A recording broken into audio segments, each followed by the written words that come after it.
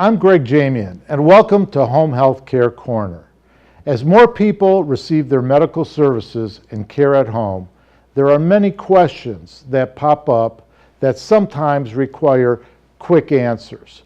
I have put together a series of short segments with healthcare professionals that will help explain how things work, along with answers to common questions found in home-based care. I hope you find the following information helpful.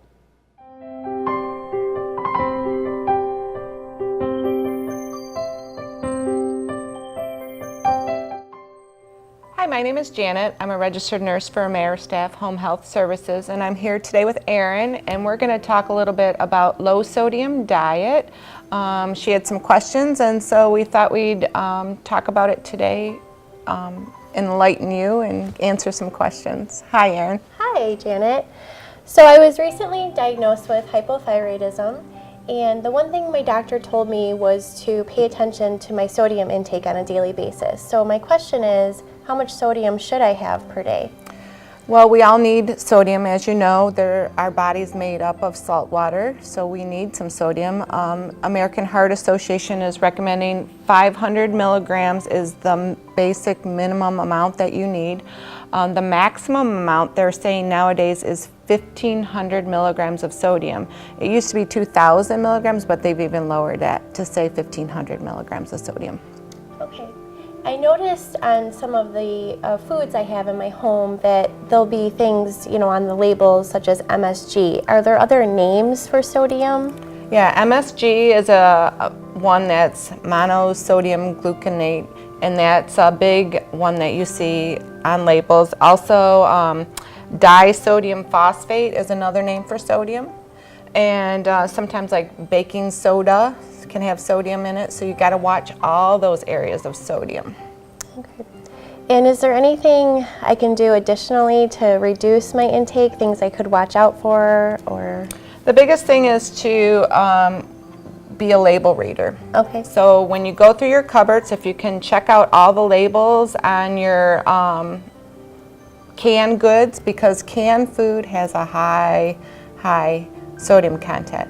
Anything that comes in a can or is made for you has a high sodium content. It's made to sit on the shelf for a long time, so that's why it has a high sodium content in it. So if you read your labels, you can look on them and it'll tell you the sodium content. For example, this soup has 800 milligrams of sodium per serving. But if you look at the serving, there's 2.5 servings in this can. Well, most of us will eat this whole can of soup. So if you eat this whole can of soup, you have to do 800 times 2.5. So if you know that, that's, the whole amount of sodium in this can for the whole day. Yeah. Mm-hmm. This one is a low sodium, and it says less sodium because it's got sea salt in it.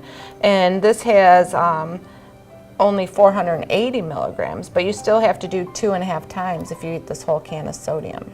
Now I noticed I was preparing my dinner last night, and it did say, made with sea salt. Is that a good thing or a bad thing? Better. It's better because it has less sodium in sea salt. So that's why they're using that a lot. You see that a lot on. You do see it a lot. Right. Okay.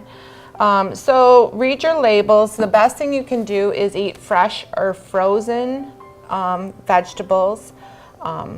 Things that come in a can, like green beans or corn. If you can't get the low sodium kind, one of the tricks of the trade is to take the can, rinse it, take it out of the water or the stuff that it comes into, and rinse it under water and cook it in your own water. That will get rid of some of the sodium if you can't.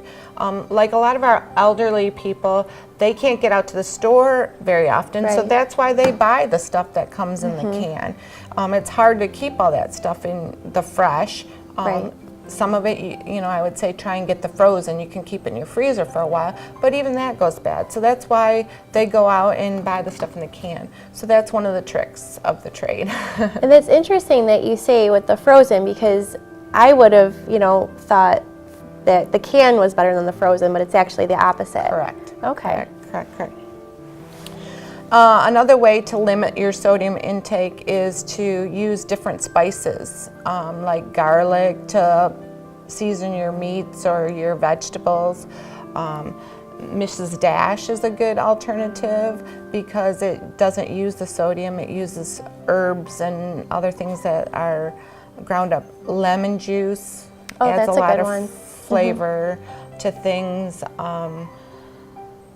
You have to watch the salad dressings too. They have a lot of sodium, and mayo has a lot of sodium. So if you can use other things like dill, Okay. olive oil and dill instead of salad dressings, that's always good. Okay. So olives are big in sodium. You got to watch all of that stuff. Like these ramen noodles, we were talking about it today.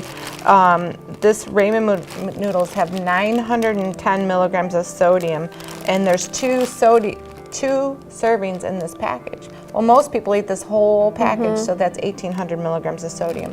So one of the tricks for this is don't use that little packet, that silver packet that comes in, if you just want to use the noodles, or even just use part of that packet to season it. Don't use the whole packet because that's where the sodium is. So it's also about portion control with the sodium. Right. Okay. Read your labels and see what that is. So I hope today that's interesting. You learned a little bit.